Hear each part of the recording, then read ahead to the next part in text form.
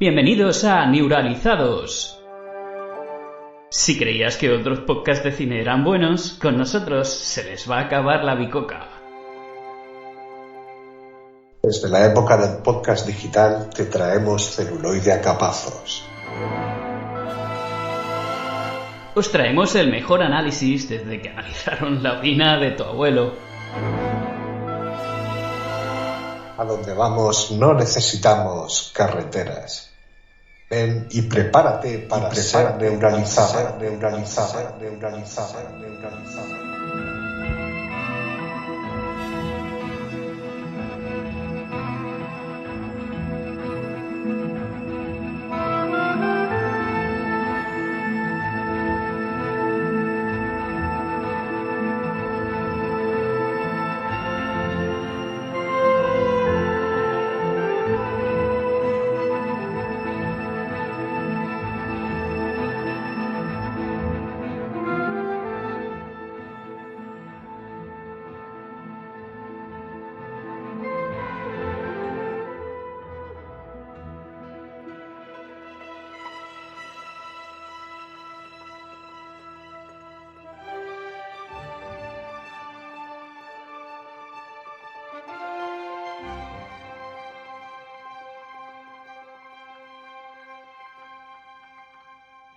Bienvenidos a otro round de Neuralizados.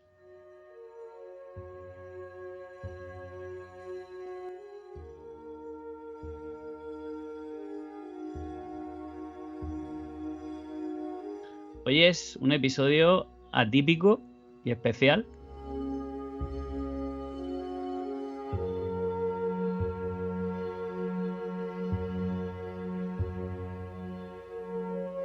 Durará un ratito más de lo habitual por varios motivos.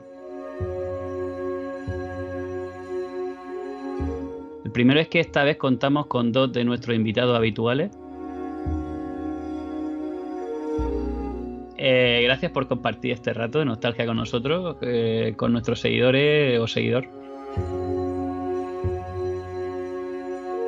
Joaquín y Silver, buenas tardes, buenas noches y buenos días. Bienvenido Joaquín y Alejandro. ¿Qué pasa? Alejandro Buenas tardes. Silver. Muy buenas a todos. Muchas ganas de hablar de Stephen King, de Cuenta conmigo, con ganas de dar la turra, para variar, como siempre. Pues nada, somos los cuatro turreros del apocalipsis. Luego haré yo una broma con eso de que ten en cuenta que la película de la que vamos a hablar, los personajes, los protagonistas son cuatro, o sea que no es casualidad que seamos cuatro los protagonistas de este mítico reparto. Ah, ahí quería verte yo, ya me extrañaba a mí. Esto era...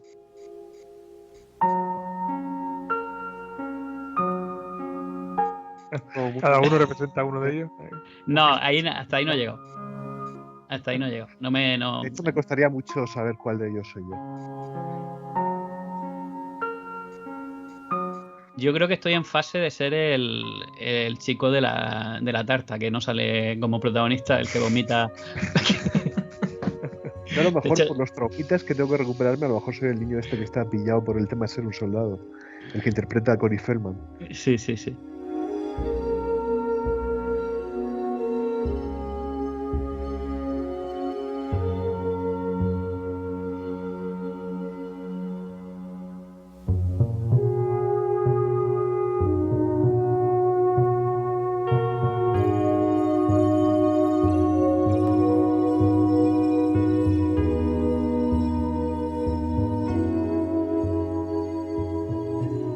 Y bueno, ese es el primer motivo. El segundo es que la peli de la que vamos a hablar es un relato de Stephen King. Y entonces hemos convenido hacerle un repaso a algunas de las adaptaciones que tiene a la pantalla.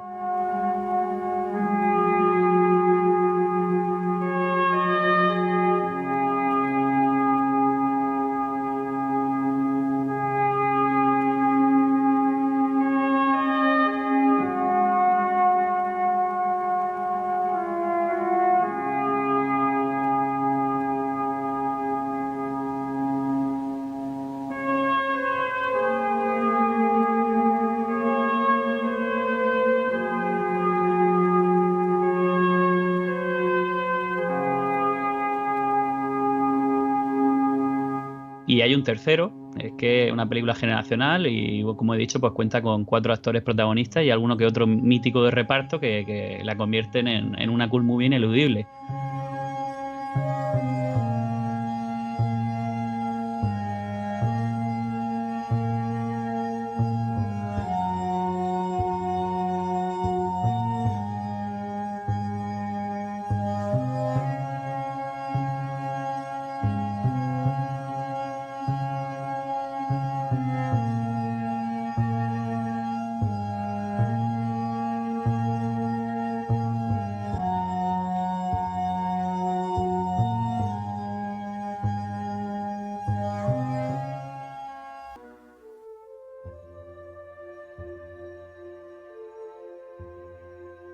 Bueno, vamos a empezar con nuestra sección favorita, la de la audiencia en singular, porque es una sola persona.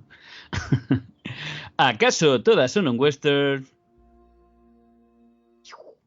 Pañón. Katiuskar.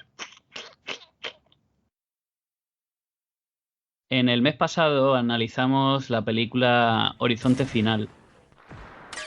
Me gustaría que, aportando tu granito de arena y el mío, pudiéramos clasificar el género de Horizonte Final y si es un western o no, defenderlo, por qué y por qué no. Frank, ¿te Bueno, atreves?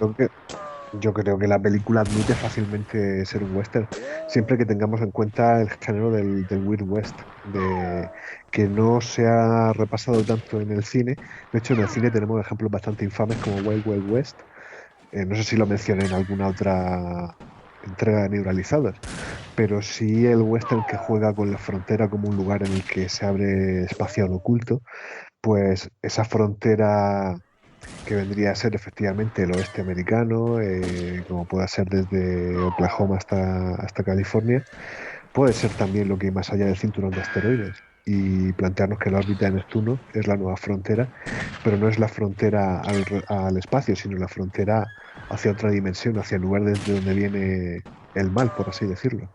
Entonces, en ese sentido, o sea, como un grupo de mercenarios que investigan una nave abandonada, pero puede ser la nave de una iglesia, desde donde se abren las puertas del infierno. Bueno, en mi opinión es que es una película que, por supuesto, es una peli de ciencia ficción y es un slasher, una peli de casa encantada, como tú dijiste también en el podcast. Y si Ajá, la, tu- sí lo recuerdo. y si la tuviéramos que encuadrar en el género western, pues yo diría que tiene algo en el que se puede encuadrar porque hay un héroe que comanda un pelotón, digamos. Hay un traidor al que se enfrenta al final, hay un duelo final, hay un duelo más típico Ciertamente. de Actioner que de Western. Y hay un escenario inhóspito. Además, una de las naves se parece mucho a lo que son los pueblos del oeste, tal y como está configurada. Los pasillos que tiene y tal, parecen las calles de un pueblo del oeste. O sea, cogido muy con pinzas. No, Y no, pero bueno, me gusta las imágenes que estás trayendo juntas. Sí, sí, sí, sí, está muy bien. si tú eso lo cambias por un saloon a la derecha, al fondo sería el cementerio, digamos, ¿no? Que es donde están los Claro, restos de son los cadáveres. claro, las calles del Entonces, pueblo del oeste que te llevan a la nave de la iglesia, y la iglesia es el núcleo este que está dando vueltas. efectivamente, ahí está. Como donde se casa Bill y la novia en Kill Bill. Bueno, pues sí, podemos, muy cogido por los pelos, pero podemos sí, encuadrarla en el género del western. Siempre lo conseguimos, casi ninguna se nos resiste, veremos a ver la que hoy vamos a tratar. Y la película de la que vamos a hablar, la que vamos a comentar es Stand By Me, o como se tituló aquí y en más países de habla hispana, Cuenta Cuenta conmigo. conmigo.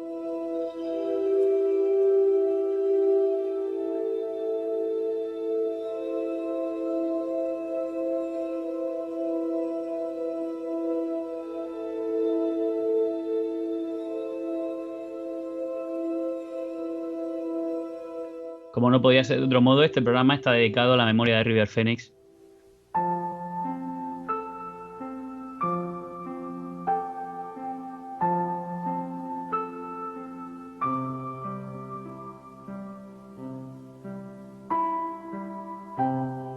Bueno, vamos a Sí. empezar como de costumbre dando un repaso por la carrera de su director y Rob Reiner, pero antes me gustaría que, bueno, empezando por Joaquín, que es el que más se lo merece, ya que está esperando el hombre puntualmente, que nos cuente, si se acuerdan más o menos. Ya sabemos que la memoria es una caja de Pandora que a veces nos traiciona, pero para eso está el cine, para reubicarla, y que nos cuente pues cómo se sintió, más o menos cuándo fue que vio por primera vez la película y qué le pareció. Pues mira, no me acuerdo cuando la vi por primera vez porque tengo ya un saco de años y hay cosas que ya que es imposible que me acuerde. Pero tirándome un triple voy a intentar intuir que sería a través del videoclub de mi pueblo. Y esto, gente jóvenes que nos estén escuchando, antes podía ir a un sitio, cogerte una cinta de vídeo, pagar por llevártela y verla en casa y luego devolverla, y te cobraban más y tardaban más en devolverla. Entonces yo sé que esta película la vi hace muchísimo tiempo, supongo que sería a través de este videoclub, y recordaba muy poquito de ella. O sea, sabía de lo que iba, porque al final es una historia que no se ha homenajeado mucho. Sabía que era una adaptación de Stephen King, sabía la trama y el rollo de los protagonistas, los niños protagonistas y tal, sabía quiénes eran los actores, todo eso lo sabía.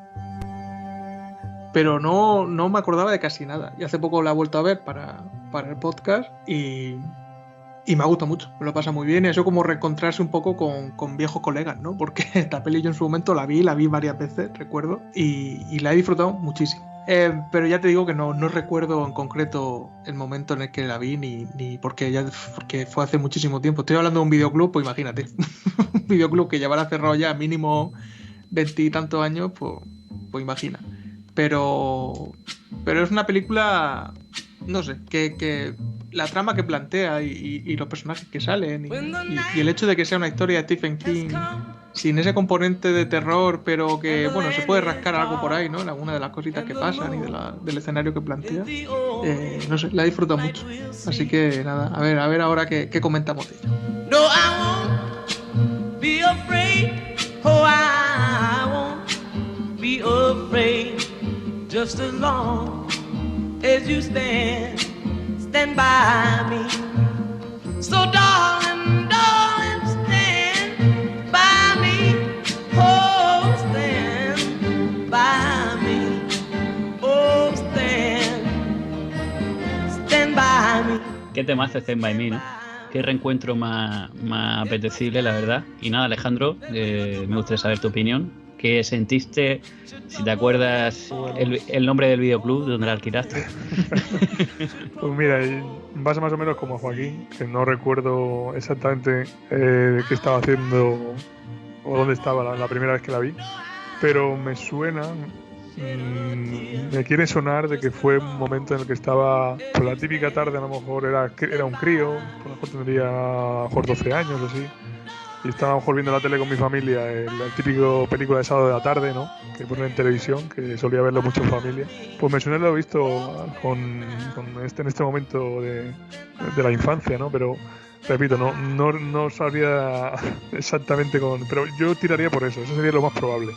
Ahora, la he visto muchas veces, sobre todo porque es una de las películas que dentro de mis clases, a los chavales de valores éticos, cuando tomamos el tema de la amistad, pues es una película que me gusta poner. Entonces, sin ir más lejos, justo este año, es una de las opciones que he planteado para los chavales. La puse a los chavales de este año, de cuarto de la ESO, el primer trimestre. No recuerdo cuál era la temática. Ah, sí, por el tema estamos viendo el tema del conocerse uno mismo, las emociones, los sentimientos y demás. Y entre esos sentimientos, pues no estaba el de la amistad. Y eran unas posibles películas que planteé. Y una de las clases, pues entre todas las que tengo, pues me dijo que quería, o sea, votó por esa opción. Entonces se la puse. Y bueno, la primera vez que lo que sentí la primera vez que la vi no te podría decir. Porque claro, tantos años me pasa con alguien como a Joaquín, que hace ya tantos años que no sabría decir exactamente lo que sentí.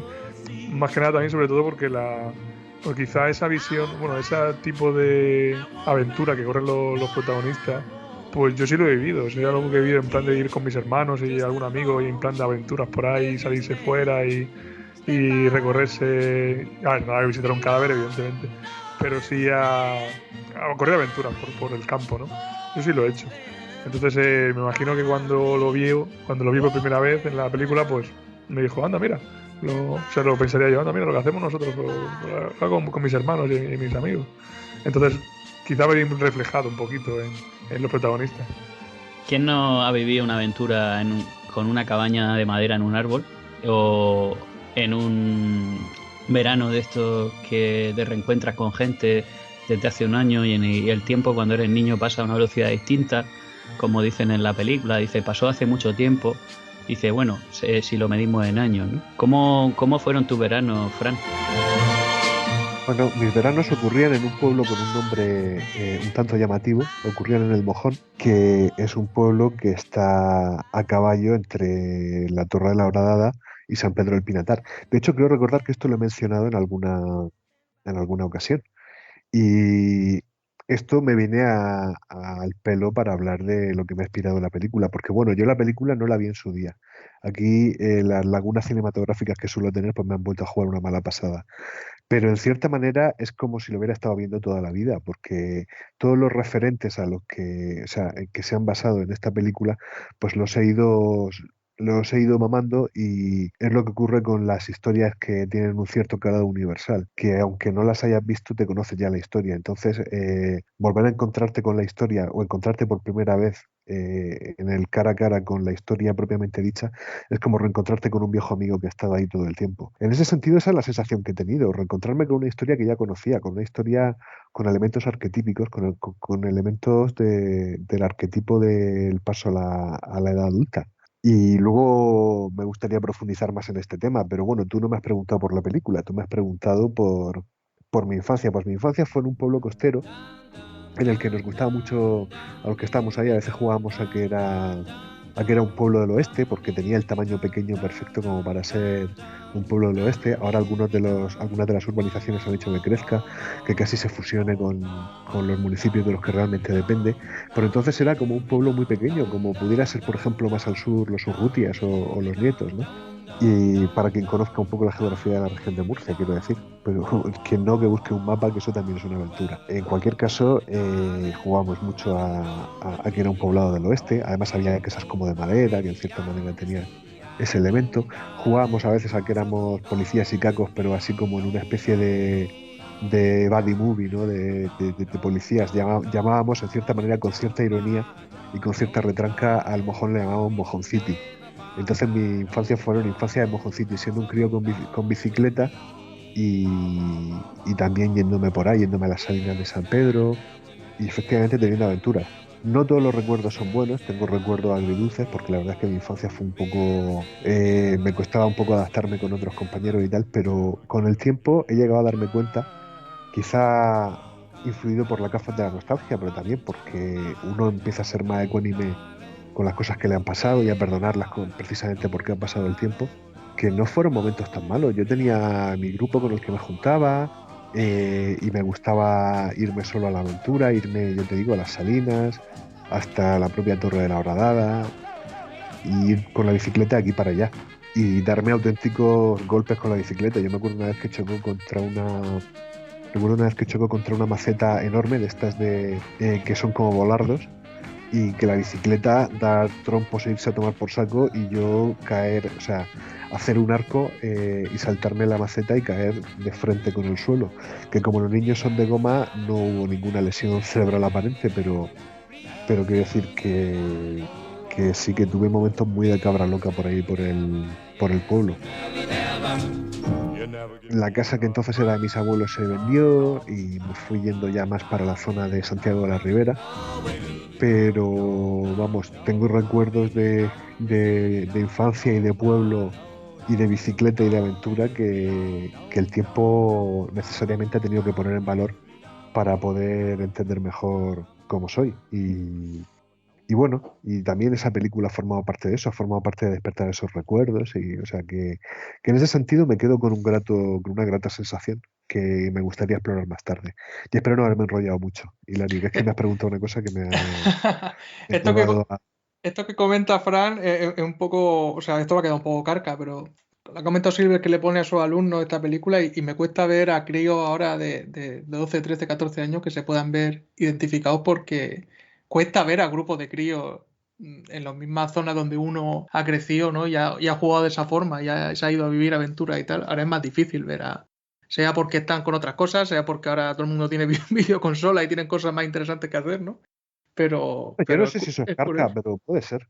Sí. No me he fijado, no sé hasta qué punto ha desaparecido la aventura, que decir, no digo que no, pero solo que no me he fijado. Pero puede ser, a veces hay formas de vivir la infancia que se pierden como se pierden otras muchas cosas, por desgracia, pero ya te digo, yo no he llegado a fijarme, pero me fijaré, el próximo verano me fijaré a ver si encuentro grupos de críos por ahí haciendo...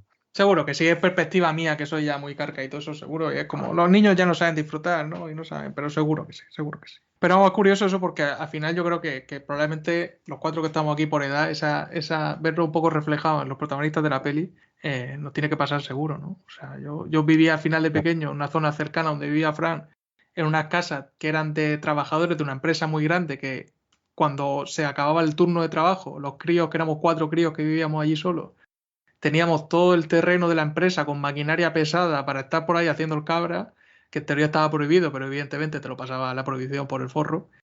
Y claro, yo recuerdo eso como Disneylandia, pero con tétanos, vamos. Sí, Disneylandia con tétanos, eso también te bloquea recuerdos, vaya. Era divertidísimo, ¿no? Pero sí. Pero me ha parecido curioso eso, lo de ponerse la críos de hoy en día y cómo valorarían los críos, ¿no? Una película, chavales jóvenes, como una película así, ¿no? La idea es que entiendan más que lo que hacen en sí los chavales, que me imagino que ellos, pues entre que en los chavales protagonistas no hay móviles de por medio, es decir, ya para ella es como anacrónico, ¿no? Más que nada por el valor de la amistad, es Sí. decir, ese de juntarse y hacer cosas. Pero yo los planteo también porque siempre me gusta que cuando le pongo la película no solo me gusta que la vean, me gusta que haya comentarios, que se comente, que haya incluso les pongo un trabajito sobre ella. Y entre las preguntas que les pongo, pues una de ellas es decirle, ¿alguna ha vivido algo parecido? Y es curioso porque la gran mayoría me dice que sí. O sea, no, pero no o sea, evidentemente no con un muerto, ¿vale? Pero sí el rollo de irse a lo mejor con su primo o tal. O eso a ver, a lo mejor se me lo están inventando, ¿no? Los chavales. Podría ser. Pero no sé, me parece convincente los chavales cuando me dicen que se han ido con un amigo suyo, con algún primo suyo, por ahí, de aventuras y tal. Pues oye, pues podría ser.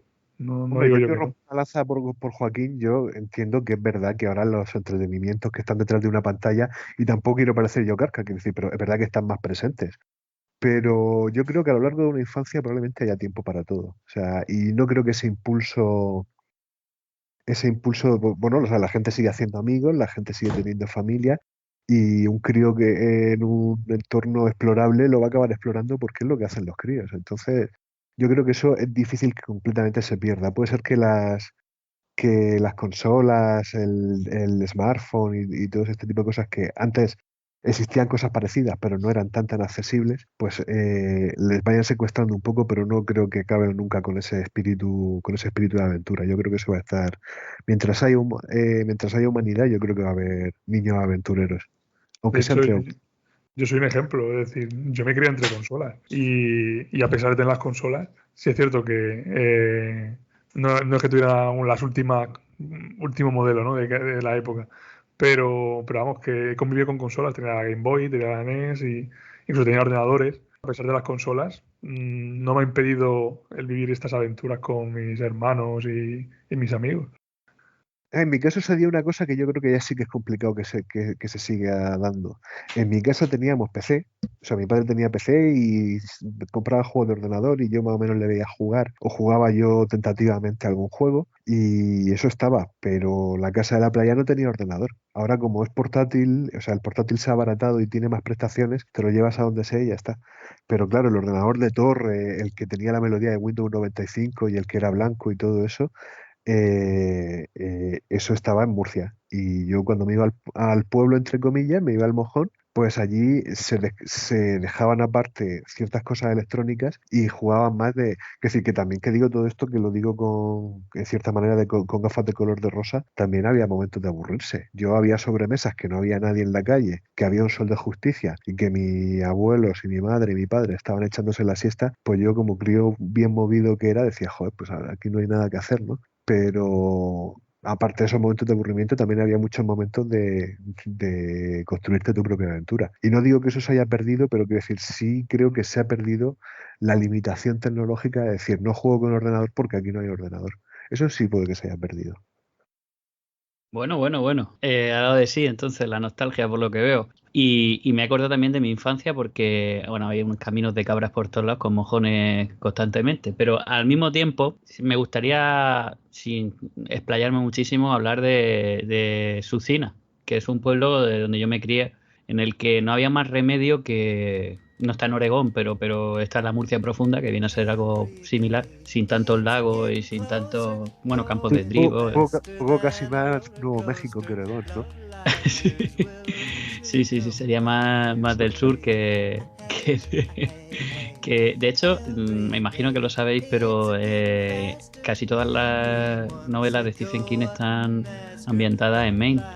Y Rob Reiner decidió que se rodara y se inventara en Oregón. Que las escenas que veis son de Oregón y el pueblo que aparece en la película es de Oregón. Y bueno, como digo, Sucina, y más en los 80, cuando yo me crié y tal, pues no daban mucho más de sí que la propia imaginación, los juegos, las aventuras que además eran, como pasa en la película, a veces arriesgadas. Tampoco había muertos a los que recurrir, pero sí que había un cementerio y había una pinada detrás que llamábamos los Quintos Pinos, donde nos dedicamos a levantar piedras y coger alacranes, 100 pies, tarántulas, meterlas en un bote y agitarlas para ver qué sucedía. De lo cual me arrepiento, no me jacto, pero bueno, la infancia y... No, quiero decir, entiendo, los críos a veces, sobre todo en aquel momento, la sensibilidad con los animales pues era otra, es cierto. Y otra de las cosas que me hizo mucha gracia cuando vi la película por primera vez fue hace probablemente más de 30 años, la vería pues en mi infancia, en una peli del 86, que sí que es cierto que la vi bastante después de verlo Kuni, que era, digamos, la que cubría ese nicho, como mi peli favorita de aventuras de chavales de pandilla, con niños y tal. Y luego hay algunas otras que han envejecido mucho peor, como por ejemplo la de Monster Squad, ¿no? La de una pandilla alucinante, que es bastante floja, pero bueno, que también tiene ese halo ochentero y de terror. Atención, spoiler. Aquí suena de fondo un tren mientras empiezo a hablar de un tren. ¿Casualidad? Otra cosa que me gusta mucho es cuando van y cruzan el tren, ¿no?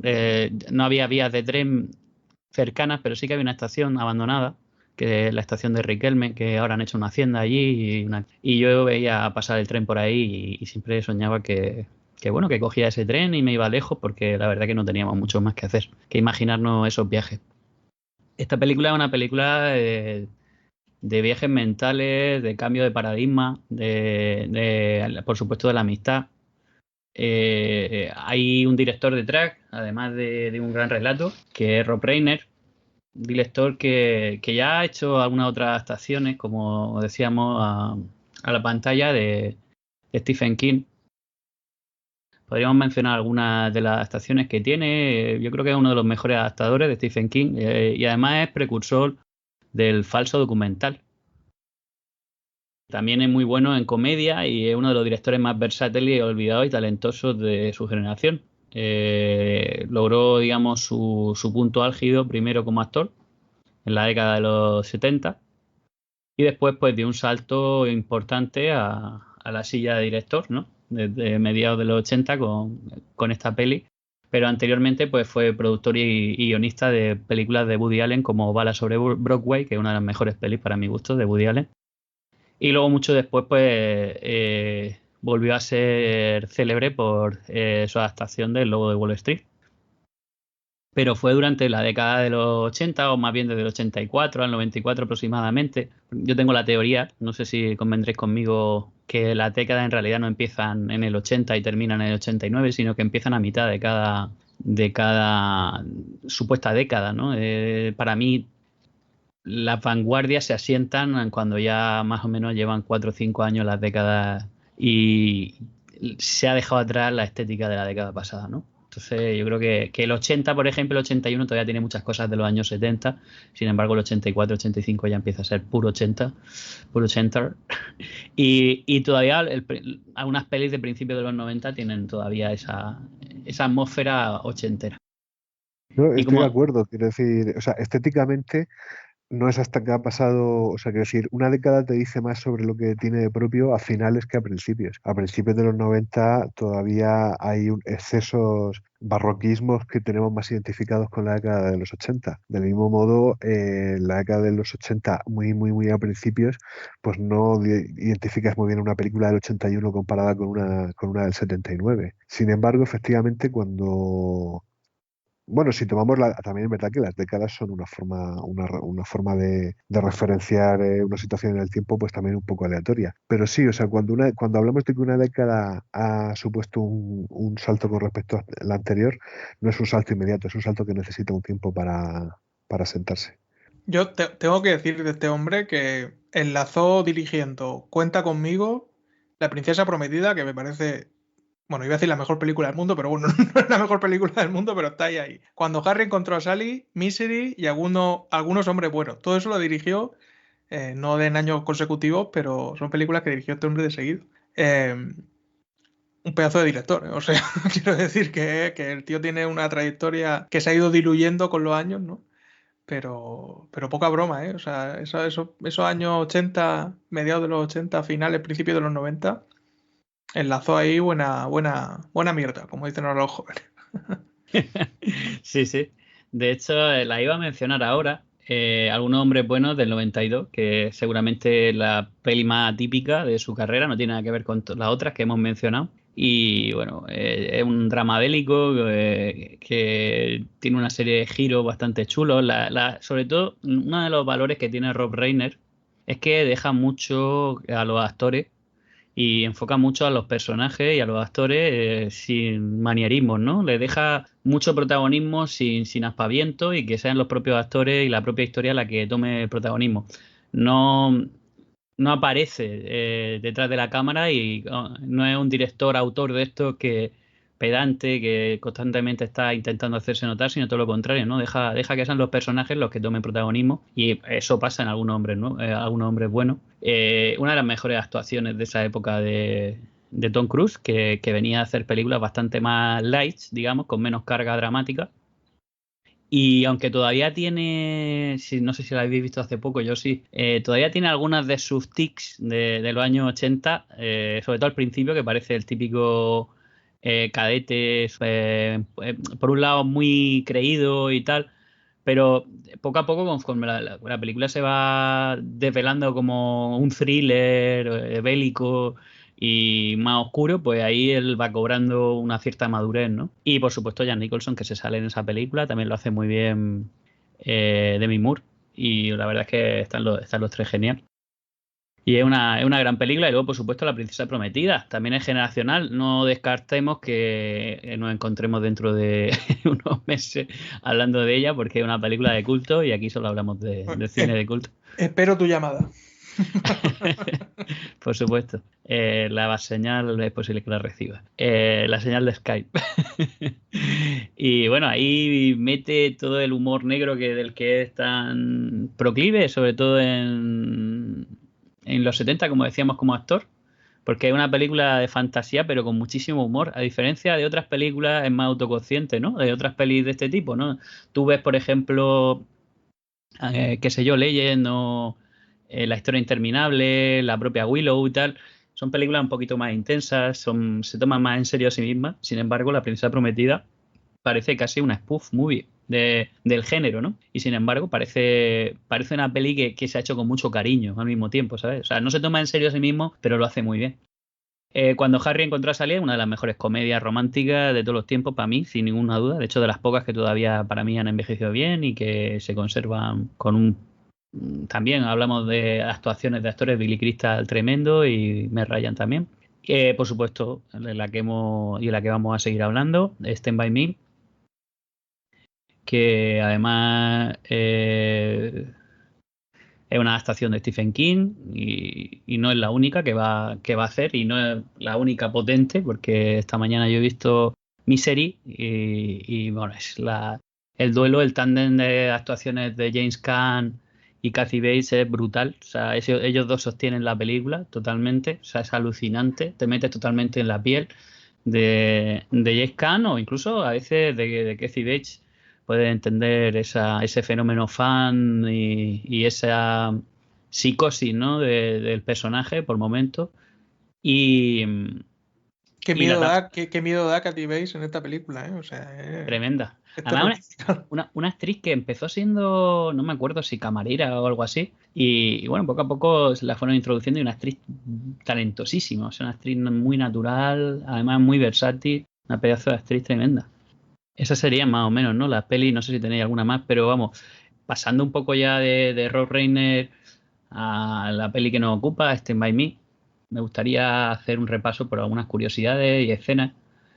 No sé si sabéis, pero la escena de la charca, la que aparece en las sanguijuelas, que ya os adelanto que es la escena que menos me gusta, porque me parece muy desagradable. O sea, está bien hecha, pero es bastante incómoda, sobre todo al final. La charca esa estaba pensada para ser rodada con seguridad y evitar accidentes, y se construyó una charca artificial. Lo que veis supuestamente es como una especie de piscina natural que hicieron, pero el rodaje tardó tanto en llegar a este punto de la película que cuando los protagonistas saltaron al agua, pues ya estaba varios meses, ¿no? El agua se había ensuciado y lo que veis es agua verdosa, pero no es suciedad artificial, sino de verdad. O sea, parece la típica agua de tortuga de Galápagos que hace tiempo que no has cambiado. Pues eso, ahí es donde se bañan los chavales y se llenan de sanguijuelas. Castle Rock, en la localidad ficticia donde sucede la película, que aparece en varios relatos de Stephen King.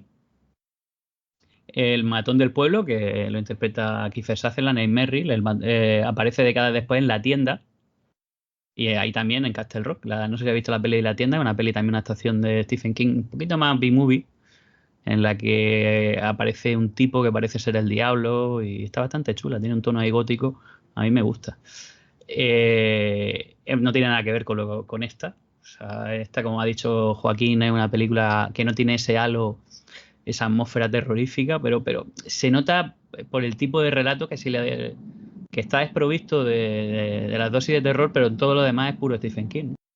Y Cujo también se menciona en la novela, ¿no?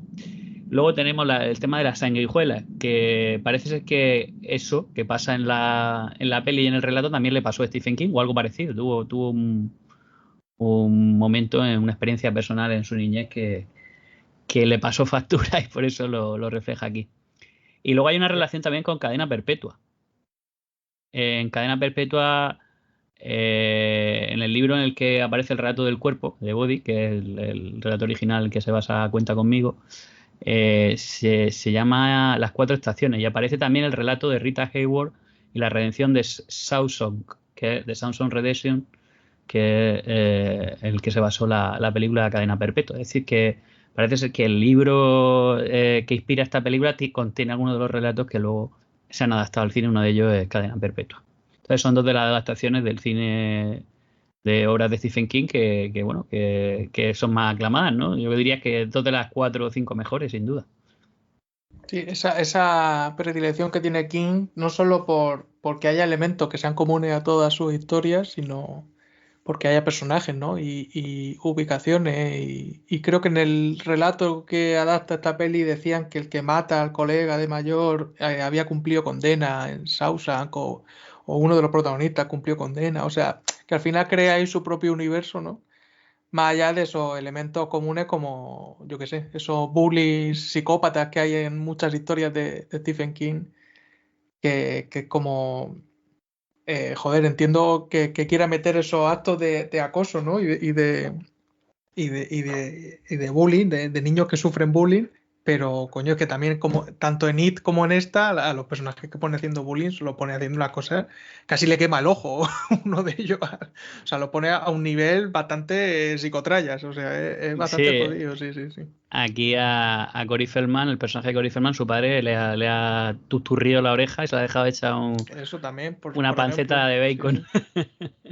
Que Vale. empiezan a desfilar actores, sobre todo los que hacen de la generación más mayor de los hermanos y tal, y sale aquí lo que decía Sutherland, el Cusack también, o sea, sale gente muy, muy top, que aquí no eran todavía muy conocidos, ¿no? Pero que es súper curioso redescubrir a esta gente en películas así donde todavía no eran, no Sí, tenían sí. ese... Es absolutamente generacional. De hecho, ahora daremos un repaso por los protagonistas. Pero bueno, termino con las curiosidades. Rob Reiner odia el tabaco.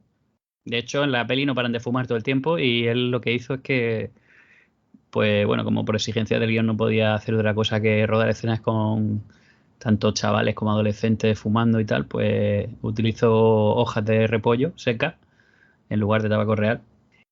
Hay una anécdota, digamos, fuera de rodaje, pero que se dio durante el rodaje de la película, en el que el equipo visitó una feria medieval que se celebraba en las inmediaciones bueno, de la zona donde estaban rodando la película.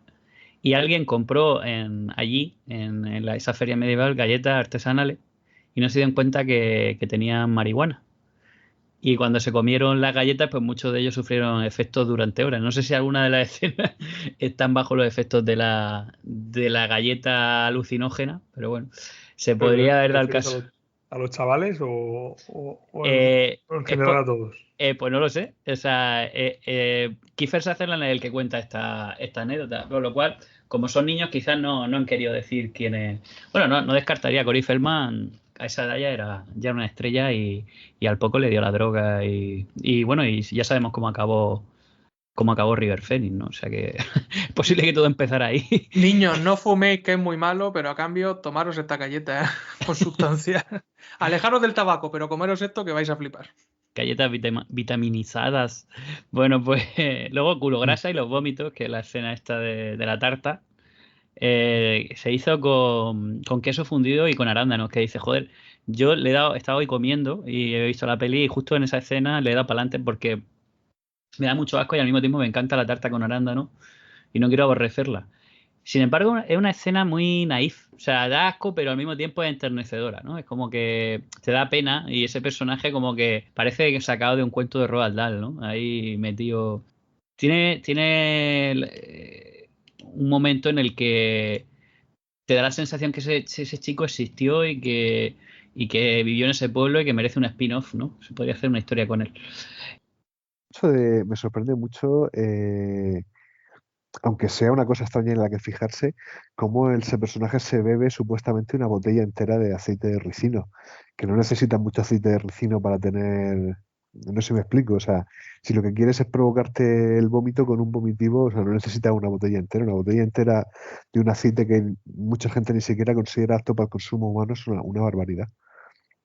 Sí, sí, sí. Eso es como un amigo que no sé si me escuchará, pero tuvo una etapa suya en la que estuvo estreñido y le recomendaron agua de Carabaña. Pero claro, no te puedes beber la botella entera y se le ocurrió bebérsela y nos fuimos a Murcia en autobús. Tuvo que parar un par de veces el autobús antes de llegar en alguna gasolinera porque mientras yo le hablaba el hombre estaba cada vez más rojo. Y al llegar, pues por supuesto otra vez. Porque claro, una botella entera de agua de Carabaña, eso es, vamos, cuando haces pop ya no hay stop. No, Eh, y aparte le añade no solo aceite ricino, sino creo que también se toma 2 huevos, ¿no? 2 huevos directamente los abre en su boca y se los come, se los traga. Que no sí, sé, sí, eso tampoco no sé por qué, no sé por qué se lo... para que le dé angustia, sí, pero ya con eso es suficiente, claro. Sí, Para que eso, vom- además luego añade lo del que se imaginaba que mientras se lo comía estaba comiendo mierda de no sé qué, o sea, más aliciente para vomitar no voy a tener.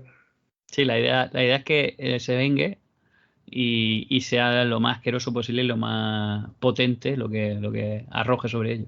Luego tenemos la carrera posterior de los protagonistas, como decía Joaquín, ¿no? Tenemos a Will Wheaton. ¡Wheaton! El archienemigo de Sheldon en Big Bang Theory.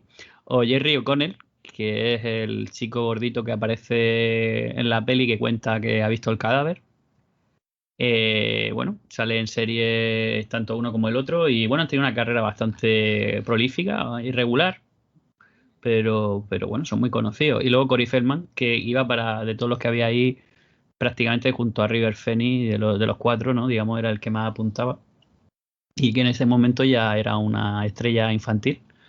De hecho, no sé si os acordáis, pero también sale en Jóvenes Ocultos, en The Lost Boys. Es uno de los dos chicos que están siempre en la tienda de cómics y lleva la cinta en el pelo. Hay una trilogía de Jóvenes Ocultos, no sé si la conocéis, pero hay continuación de eso. Y hay 3 películas. Y en la segunda o en la tercera aparece Corey Feldman también. Bueno, él cayó en una espiral de droga y destrucción que le costó la carrera. Totalmente, o sea, lo ha dicho varias veces.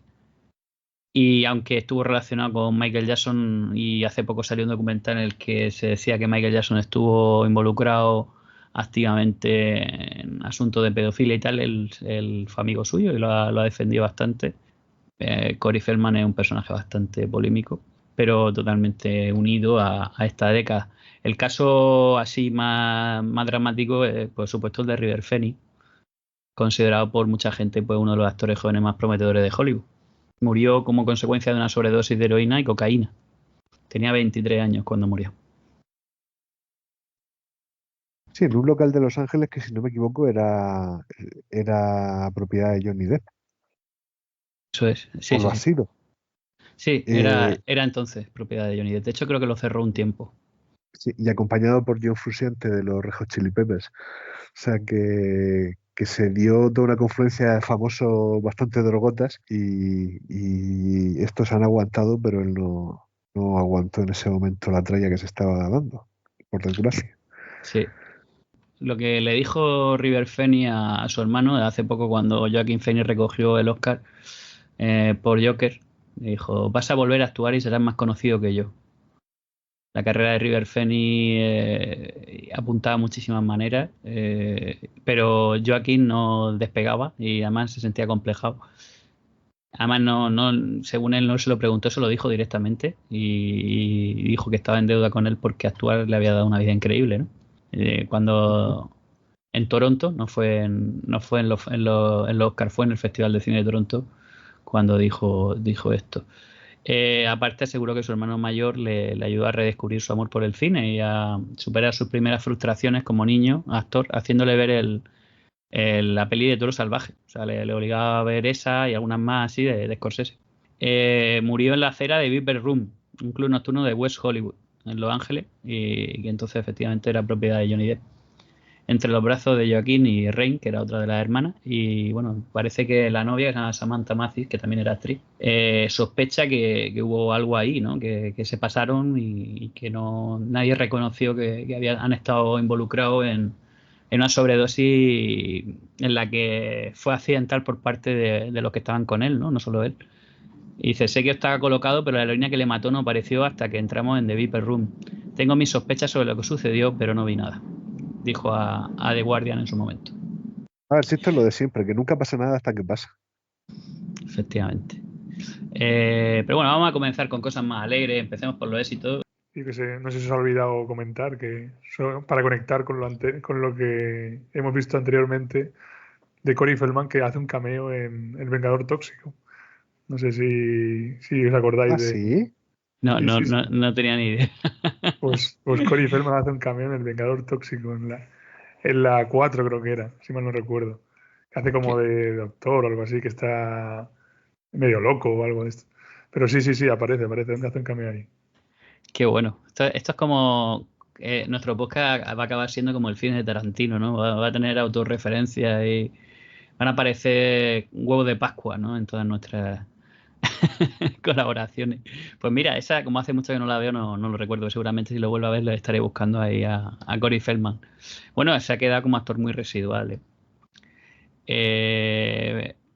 como decía, bueno, hay cosas buenas en la carrera de River Phoenix, acabó como acabó, pero bueno, el tío pues aparece en Maidejo Privado en el 91 con Keanu Reeves, donde entonces se decía que el bueno era él, no Keanu Reeves. Y fíjate que lejos ha llegado Keanu Reeves.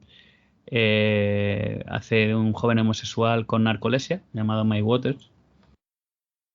La última película que hizo se llama Dark Blood en el 93 y fue póstuma porque de hecho hubo problemas para lanzarla y no se estrenó hasta casi 2 décadas después, en 2012. Y su director, el holandés Jos Sluizer, dijo que vio a River Phoenix unas 4 horas antes de que falleciera. Porque se alejaba en el mismo hotel y en la habitación de al lado yo manejaba de regreso al hotel y en ese momento él salía con su amigo, me dijo hasta mañana y eso fue todo. Contó a la BBC. El filme narra la historia de un solitario que vive en el desierto de Estados Unidos a la espera del fin del mundo y cuya existencia se ve trastocada cuando trata de rescatar a una pareja que sufre un accidente de auto. Se habían programado 2 semanas de filmación en Los Ángeles, pero solo había pasado un día cuando el actor protagonista colapsó en el exterior de aquel club nocturno. Por eso muchas escenas se quedaron sin grabar. Parece ser que era bastante frágil, pero bueno, tuvo una adolescencia problemática y era autodestructivo. Y que bueno, que al final lo que tú dices, es una mezcla de cosas que no se deben combinar. Luego parece ser que estuvo metido en una secta sexual, no sé si lo sabíais, pero de pequeño o de joven. De hecho, también se ha relacionado a veces a Leonardo DiCaprio con temas parecidos. Hay una peli por ahí pululando en YouTube que hace poco se ha publicado de Leonardo DiCaprio que él sale de joven con muchas chicas y tal, y es bastante potente. Potente no me refiero en su calidad, sino en su contenido. Y bueno, parece ser que él también vivió en Oregón. O sea, no es casualidad que se desarrolle en Oregón, parece ser la película. Él nació en una cabaña en Oregón, no es la misma que sale en la peli. Y se crió con 4 hermanos. Y hay una secta religiosa que se llama Hijos de Dios en la que estaba metida su familia. De hecho, la secta se llamaba también, el grupo donde ellos estaban, digamos, el nicho de la secta se llama La Familia. Y tiene acusaciones de abuso sexual, físico menores, incluyendo violencia sexual, incesto y lavado de cerebro. Entonces todo eso parece ser que se relacionó con él y bueno, no es descartable. La vida de River Phoenix fue la que fue y por suerte pues dejó mucho más al cine que otros que se han ido antes o incluso después, pero no han tenido ese talento. Como digo, vamos a intentar hablar también de la carrera de Stephen King. Hay una sección que quería dejar en manos de nuestro experto en este caso adaptaciones a películas de Stephen King y bueno, un poco hablar también del autor de la novela. ¿Qué nos puede decir Fran sobre Stephen King, sobre el relato y algunas otras que no hemos mencionado pero que queremos compartir? Bueno, sobre Stephen King se puede decir que nació en Portland en septiembre de 1947 y que muy joven, en muy poco tiempo, se convirtió en uno de los grandes referentes de la literatura estadounidense popular y mundial por derecho propio, quiero decir, y además uno que a pesar de todos los críticos y detractores que ha tenido durante toda su vida, parece ser que gran parte de su obra pasa a prueba del tiempo. Más o menos quien conozca a Stephen King sabe que es un autor tremendamente prolífico, que lleva desde la década de 1970 escribiendo libros sin parar. De hecho, algunos ni siquiera recuerda haberlos terminado. Por ejemplo, la novela de Cuyo, por lo visto, no tiene constancia de haberla escrito, o eso dijo en una entrevista. Porque también es cierto que Stephen King pues, ha tenido su lucha con el alcohol, con las drogas, que esto es algo que en ciertos personajes atormentados, ciertos personajes adictos, se muestra en algunas de sus historias. Una de ellas con un personaje que lucha no solamente contra una casa encantada, sino contra los demonios del alcohol, sería, por supuesto, la obra del Resplandor, con esta adaptación que hizo Stanley Kubrick, con la que él nunca estuvo completamente conforme. Hay ciertas elecciones estilísticas que funcionan muy bien en la obra de Kubrick, pero que se alejan bastante de la visión que tenía Stephen King, como hacer un hotel overlook diáfano, amplio. De todas maneras, se hace mucho más tarde, hace relativamente poco tiempo, un intento de hacer confluir la visión de Kubrick con la visión de Stephen King, que fue un intento que se llamó Doctor Sueño, y que es una película que desgraciadamente las comparaciones son odiosas. Obviamente El Resplandor es una de las películas cumbre del siglo XX y Doctor Sueño simplemente es una buena película, pero al menos no tira por tierra el legado de esta película. Si hablamos de las grandes adaptaciones al cine de Stephen King, tenemos que hablar también de películas como La Milla Verde, como Cadena Perpetua, que se han mencionado ya, y una obra temprana de David Cronenberg, La Zona Muerta, en la que un también bastante joven para lo que nos tiene acostumbrados Christopher Walken sufre un accidente de tráfico y despierta con unos poderes de precognición que le llevan a teorizar que un candidato a la presidencia de los Estados Unidos va a ser partícipe de una tercera guerra mundial. Cualquier parecido con la realidad es pura coincidencia. Pero bueno, hay muchas otras. La cuestión es que todo lo que ha dado lugar la obra de Stephen King no se puede cubrir ni siquiera en la hora y media que pueda durar este podcast, porque nada más adaptaciones a la pequeña y a la gran pantalla de obras de Stephen King ahora mismo se cuentan en torno a las 300. Si no están equivocadas las estimaciones que he visto recientemente. Y resulta bastante curioso que a pesar de haber tantas adaptaciones, bueno, El Resplandor también tuvo una adaptación a la pequeña pantalla en la década de los 90, mucho más fiel al contenido del libro, y sin ¿Ah, sí? embargo, sí, No la conozco. la cuestión es que aunque era más fiel al libro, no tenía, por supuesto, la calidad que han tenido otras adaptaciones.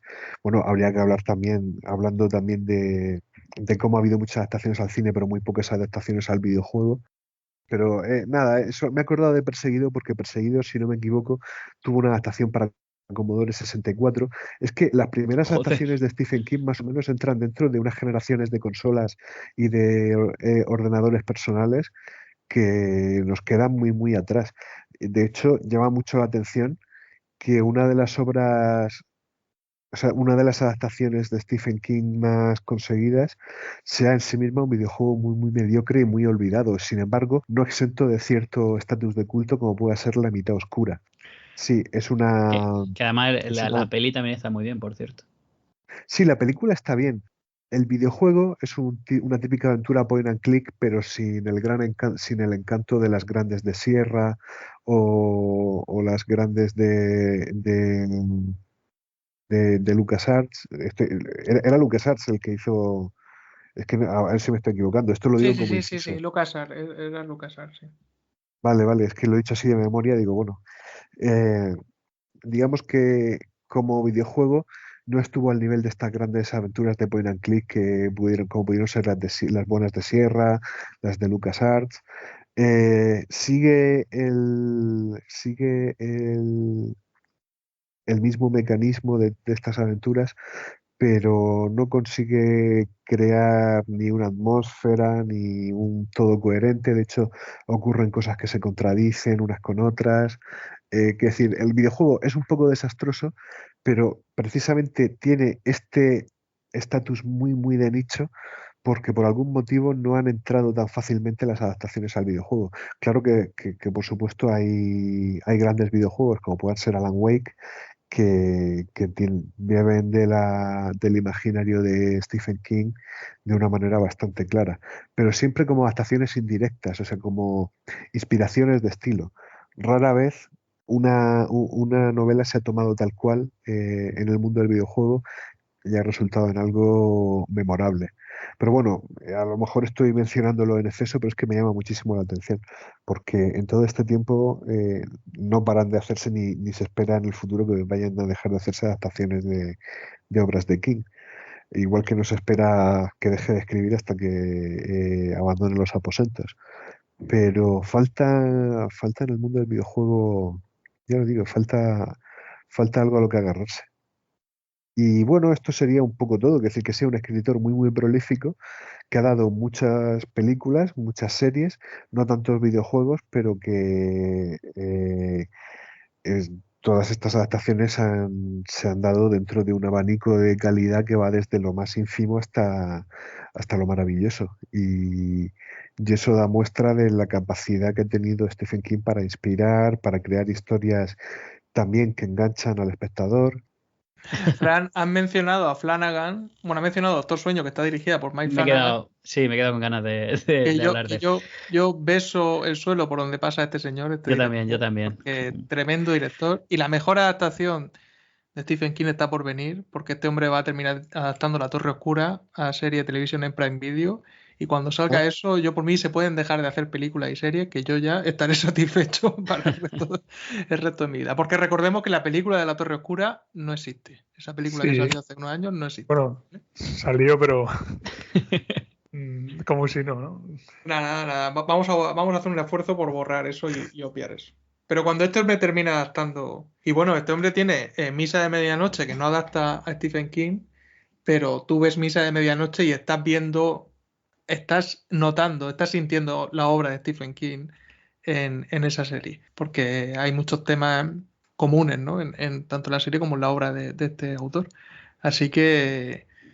Estoy que me da algo porque confirmen de una vez que la va a terminar adaptando, porque vamos, La Torre Oscura es flipante y este director es maravilloso, o sea que ojalá. Sí, además hay una serie, yo creo que la que mejor adapta a Stephen King es la de The Outsider de HBO, que yo en su momento la empecé a ver y tiene una pintaza tremenda. Sí, y está muy chula. la tengo que terminar, porque en ese momento estaba viendo justo también otras series de Flanagan y me salió esa por ahí, ¿no? Y vi que era adaptación de Stephen King y en ese momento estaba muy por el terror. De hecho, uno de los culpables por los que esté enfebrilado con eso es el propio Flanagan. Las 5 series que tiene en Netflix son buenísimas y estoy seguro que en HBO, que en Prime Video se va a coronar. Mira, yo no he visto, siendo muy de Flanagan, no he visto Doctor Sueño. Estuve a punto de ir a verla al cine y hice una criba. Estaba entre esa y otra y al final elegimos otra y esa se quedó fuera. Yo te recomiendo que te busques la versión del director, porque es un poquito larga, pero merece la pena, ¿eh?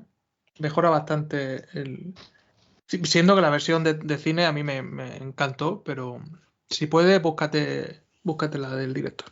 Sí, que es el hijo, ¿no? El protagonista, el supuesto hijo de Jack Nicholson, que también tiene problemas con el alcohol y tal. Y lo interpreta Ewan McGregor. Y sale Rebecca Ferguson haciendo un papelón maravilloso. Vamos. A ver, a lo mejor he sido un poco indulgente con la película. Yo he dicho, simplemente es buena. La peli es que está bastante bien, pero es que, claro, se está comparando con El Resplandor de Kubrick. Para mí, o sea, no he dicho en ningún momento que sea una película mediocre o que sea una película que le falte algo. Simplemente que, aunque en el momento te la comes con patatas cuando la estás viendo, este intento de hacer un puente entre las visiones de Kubrick y las visiones de King es que es complejo, porque la visión de Kubrick era muy única.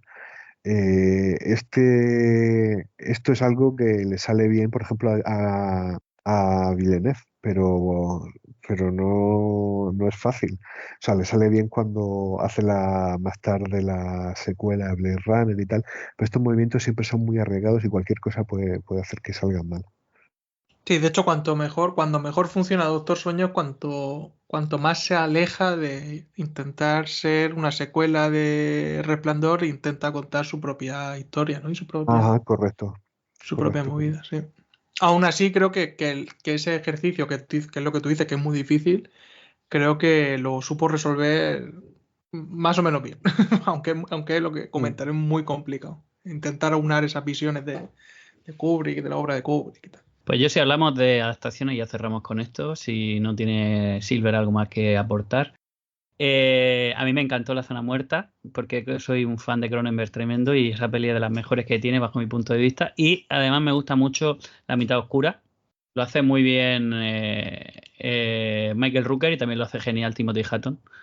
A Michael Rooker lo conoceréis por series como The Walking Dead o la saga de Los Guardianes de la Galaxia. Y Timothy Hutton es un asesino, bueno, de La Mitad Oscura, ya sabéis un poco de qué va. Y lo hace muy bien, ¿no? Ese doble papel. Está genial esa peli. O sea, no tiene muchas ínfulas, pero está bien. Está bien interpretada. Bueno, pues vamos a centrarnos ya un poquito en los personajes, en la historia de la peli de la que se supone que vamos a hablar. Los personajes se van desarrollando conforme va avanzando la historia de una manera muy singular, porque no nos los presentan, no hablan de su familia. Si os fijáis, con lo que ellos nos dicen, intuimos que lo pasan tremendamente mal en sus casas, pero en algún momento pasa como en Los Goonies, ¿no? Que de hecho es como una especie de reverso de Los Goonies esta película. Siendo de Rob Reiner, que es un director relativamente blanco.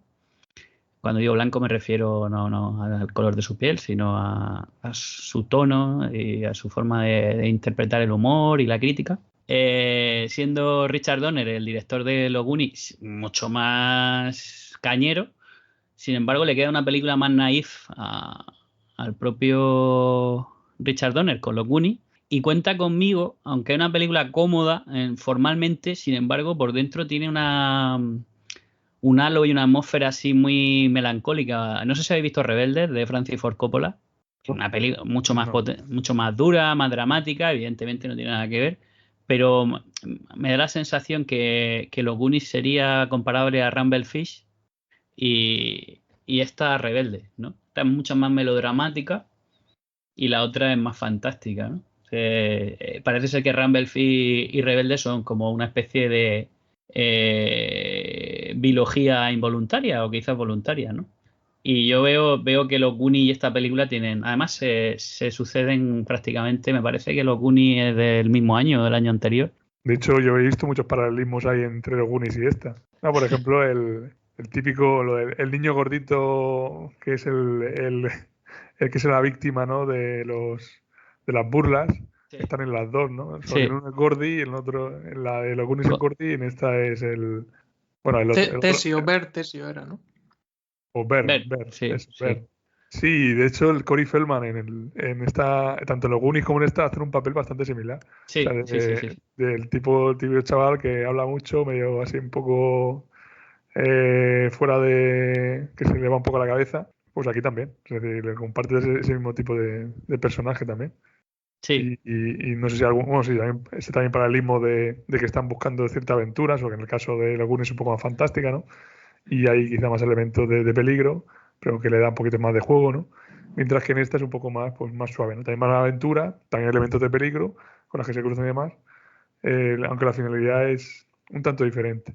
Pero me parece esta, por ejemplo, la de Los Goonies es mucho más infantil y mucho más dedicada a un público más juvenil, y para que se quede en esa juventud, mientras que en la de Cuenta conmigo es para un público juvenil, pero que haya una cierta madurez dentro de esos personajes que, de hecho, un poco lo que yo creo que cuenta la historia de la película es eso, ese viaje de la madurez, de los chavales que son muy amigos desde la infancia y cuando se hacen maduros, que precisamente al poco después, que es lo que cuentan en la película, es cuando empiezan a separarse, cuando han vivido toda esta infancia juntos.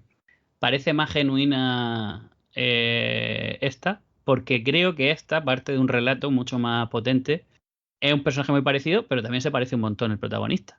El que cuenta la historia y hace los relatos y tal, que es Will Wheaton en esta, es el equivalente al protagonista de Los Goonies, que de algún modo, que es Son Astin, que luego sale en Stranger Things. Sam. Sí, eso es Sam, eso es. De hecho, ¿sabéis que Stranger Things existe por esta peli? Por Cuenta conmigo. O sea, que Cuenta conmigo inspiró a los creadores de Stranger Things para crearla.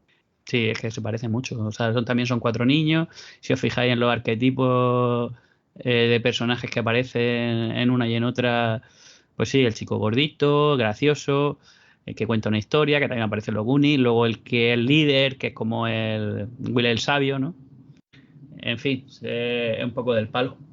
Yo en este punto es que no puedo evitar sacar a la conversación It, la novela de King, porque comparte tanto paralelismo, cuenta conmigo con It, habiendo sido las dos obviamente escritas por Stephen King, con 4 años de diferencia en su publicación, pero estás viendo al grupo protagonista, estás viendo el trasfondo de algunos personajes, el hermano muerto, los bullies psicópatas del pueblo, secreto, la familia que está dando de lado al protagonista porque está todavía traumada con haber perdido al hermano, en este caso el hermano mayor y en It el hermano pequeño. Las dinámicas entre ellos. Yo no sé si es cosa de que lo que decía Fran, de que Stephen King se olvidaba que escribía cosas y utilizó 2 veces parte ¿no? de esas ideas que tenía para uno y otro relato. Pero viendo la película otra vez esta semana, me ha recordado tantísimo a It sin payaso cósmico hijo puta de fondo, ¿no? Pero lo que está contando al final y cómo lo está contando y esas dinámicas me ha recordado tantísimo. Y estamos hablando ahora de los Goonies y a mí al final It me parece, pues eso, unos Goonies pasados de rosca, ¿no? Porque al final Sí. es un poco eso, ¿no? Que he visto tantos paralelismos ahí que me ha llamado muchísimo la atención, ¿no? Gracias a Dios no mete ninguna orgía entre niños, que eso lo hizo Nip y yo no sé en qué momento. Yo no sé en qué momento y él le dijo, sí, para adelante con esto, me parece una buena idea. Porque vaya tela. pero quitando eso, le he visto muchos parecidos, ¿no? Muchas cosas similares. Sí, eso está tanto en la peli de los 90 como en la de Muschietti, la nueva, que me parece aún mejor. A mí me encanta tanto la interpretación del payaso, que parece ser que va a ser el nuevo Joker. No, el nuevo Joker no, va a ser el nuevo Cuervo. El nuevo Cuervo, eso es. Como... Es que el nuevo Joker también es un actor potente, pues me ha venido a la cabeza. Como en la peli de los 90, el que lo interpreta, que es un pedazo de actor, que es el mismo protagonista de Rocky Horror Picture Show. Vemos además muchos paralelismos porque la peli de los 90 de It se parece a esta en la forma en que está rodada, por los filtros de la imagen y tal. Y porque Maine, el estado de Maine que aparece en la peli de It, es como te lo imaginas, ¿no? En el relato original. Sin embargo, en esta película, en Cuenta conmigo, que yo no he leído el relato original, me parece que vosotros tampoco, pero la decisión de que sea en Oregón, con estos paisajes, le da un toque mucho más nostálgico y menos terrorífico, ¿no? Porque imagínate, en una ciudad ahí cerrada, que se encuentra en un cadáver, tal, hubiera sido mucho más oscuro. Sin embargo, yo creo que esa decisión de que se produzca pues a las afueras, que en un pueblo pues con paraje, pues por mucho que se encuentre en un cadáver, el cadáver tampoco es muy realista, parece un zombie ahí pintarrajeado cuando lo ves. No impresiona demasiado, ¿no? También te digo que como es una historia que te están contando unos niños, es como lo recuerdan los niños, ¿no? Y cómo recordaría un niño un cadáver, a lo mejor por el trauma los niños disfrazarían, ¿no? La imagen. Sí, es posible. Los recuerdos, pues, en fin, como decía en el momento, no Sí, se van a recordar. Los recuerdos desvirtúan, ¿no? Los hechos. Sí, lo que quería decir era eso, que como decía en el momento, los recuerdos desvirtúan, que los policías no resuelven casos sentándose a recordar cosas, creo que era lo que decía la película. Y es muy fácil que un recuerdo traumático quede en cierta manera camuflado, sí, lo veo. Ese momento de enfrentar a los macarras del pueblo es súper, ¿no? Hacer piña ahí para defenderse, que un par de ellos son hermanos del grupo y les da igual, ¿no? O sea, Eso pasa también en Rebelde, que es la que he mencionado antes. O sea, los hermanos pequeños son que aparecen en la banda, les curran algunos de la banda y luego hablan entre hermanos mayores y es como que se arreglan, ¿no? No pasa nada. O sea, puedes pegarle al hermano pequeño, pégale tú al hermano pequeño de alguien ahora, ¿no? Sí. Que además sea tu amigo y lo vea en el instituto todos los días, ¿no? Te infla colleja. Entonces, eso... parece que además en el 59 son los años 50 en Estados Unidos. También pasa en Rebelde, ¿no? Que tienen ese aire de, bueno, ciudades sin ley. Esta sí que va a entrar en ¿Acaso todas son un western? O sea, que es fácil meterla en... Sí, entra con muchísima facilidad. De todas maneras, yo te digo que a mí la sensación que me da la película en cuanto al paso a la edad adulta es que ese paso no se produce porque ven el cadáver, O sea, el cadáver es una cosa seria el cadáver de un chiquillo, pero está visto con la curiosidad de los niños, que no es tan mórbida como lo que realmente ha sucedido. O esa es la sensación, por lo menos, que da la película para mí. Pasan a la edad adulta porque amenazan con usar la violencia para defenderse de unos adultos. Sí, O ¿has visto sea, cuando dice, venga, total, mi viejo me zurrará igualmente, pero merecerá la pena, ¿no? O cuando se dan cuenta que va armado, ¿no? Y le pregunta, dice, ¿quieres ser el llanero solitario o Billy el niño? Dice, ¿qué es? Dice, una 45. Dice, ya lo sé. Dice, pero bueno, esta la cogí del despacho de mi padre o algo así, o sea, como si eso fuera súper fácil, ¿no? Y dice, pero no se lo diga a nadie. Dice, ¿lo juras? ¿Lo juras por tu madre? ¿Lo juras por tal? Juramento de meñique, no sé qué. O sea, y luego hay otra cosa, ahora que han mencionado Silver, el Vengador Tóxico, ¿os habéis fijado en el locutor de radio? No sé si la habéis visto doblada, pero los chascarrillos que suelta, sobre todo al principio, no sale más adelante, pero hay un locutor de radio que se oye en la película de vez en cuando.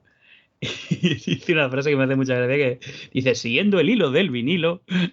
O sea, esa rima que es propia del doblaje, así como una voz muy, muy aguda, me recuerda al que sale en El Vengador Tóxico o en pelis como Karate a muerte en Torremolino. Tiene ese aire de serie Z casi. Sí, yo lo de la escena de la pistola quería comentar que con la predisposición que tiene Stephen King a matar niños en su historia, yo ya habiendo visto esta película y sabiendo que en ese momento no iba a morir ninguno de los dos niños, estaba súper nervioso. Porque está la coña esa de que a un niño en un libro de Stephen King, si le preguntas la edad, el niño no te puede decir tengo 7 para 8 años, porque no va a llegar a los 8 años probablemente, ¿no? Porque Claro. se cargan a muchos niños en toda su... Y aquí ya están buscando el cadáver de un niño, de un chaval de su edad. La estaba viendo la película con mi novia, era como, madre mía, la pistola, porque ella no la había visto y era como, no, está tranquila que no va a pasar nada. Pero sí, la forma que tienen de normalizar la violencia es también reflejo de la sociedad estadounidense que probablemente sea el peor país del mundo, básicamente, ¿vale? Y cómo tienen de normalizado el hecho de, no, que sea el año 50, el acceso a un arma está tirado, ¿no? Y no te vas a atrever a disparar, y Zagal la coge, la carga y la apunta, y es como se te va el dedo y te carga ahí al macarra, y aquí trauma para toda la vida, ¿no? O sea, Bueno, tú ten en cuenta que la sociedad americana ha vivido con las armas prácticamente desde que surgió. sí, De hecho, como dato curioso, los chavales, la canción que van cantando, no sé si os acordáis, la del Paladín, es un western, esa canción es de un western. Lo que pasa es que es una canción de los años 50 o así, pero que vamos, trata sobre la historia de un pistolero. Y ya te digo, porque yo creo que para ellos, para la sociedad americana, el tema de las armas es que es algo súper normalizado. Ahora, que eso no implica que el mal uso y el fácil acceso a las barbaridades que ocurren ahí, ¿no? sí. Eso ya es otra cosa. Pero vamos, que lo de que lo tienen ya integrado prácticamente en su cultura el tema de las armas, yo creo que es algo ya se ve desde... Bueno, en esta película se ve muy claro. De hecho, fíjate, que van con el arma y la cogen como si nada. Es el elemento fundacional de la nación, casi. O sea, Sí. el llevar un arma al cinto, sí. El tótem. De hecho, para mí la mejor frase de la peli es esa que dice cuando le apunta al personaje de Kiefer Sutherland, le dice, no te muevas, te mataré, lo juro por Dios. Y entonces le dice, no tienes huevos, dice, bésamela porque la tengo gorda, chorizo barato. y está apuntando con un arma, ¿no? Y es tu héroe en ese momento. Y le dice, pero ¿vas a matarnos a todos? Dice, no, Ash, solo a ti. Eso es de western, no me jodas. O sea, es una escena... De hecho, en los años 50 estaba ya en su fase crepuscular el western. Tiene que revivirlo el spaghetti western justo después, a la década siguiente. Y parece que ahí está remitiendo un poquito Rob Reiner a eso.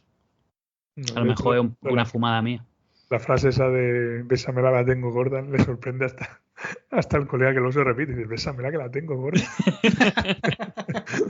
¿De dónde mierda te has sacado eso? Y te dice la más gorda de los 4 condados. Le dice algo así. La vacilada típica esa, ¿no? Del momento de tensión y, y de la frase ahí.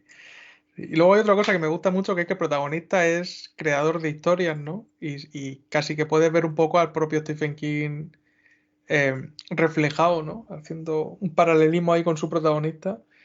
Y en la película solo cuenta una, que es la del chaval este que come tarta hasta reventar. Pero me hace gracia que cuando acaba le dice a los colegas, ya está, ese es el final, menuda mierda de final. Y es casi Stephen King quejándose muchas veces porque a Stephen King hay libros suyos y hay parte de su obra que se ha dicho, ¿no? De que los finales de Stephen King a veces tal, no sé qué.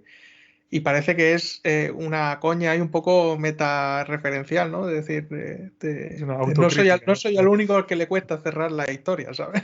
No, de hecho en Misery, volviendo un poco a Misery, el protagonista, me imagino que habéis visto Misery, no quiero spoilearlo, pero vamos, casi todo el mundo ha visto Misery o ha leído el libro, que es de las Yo primeras no. novelas.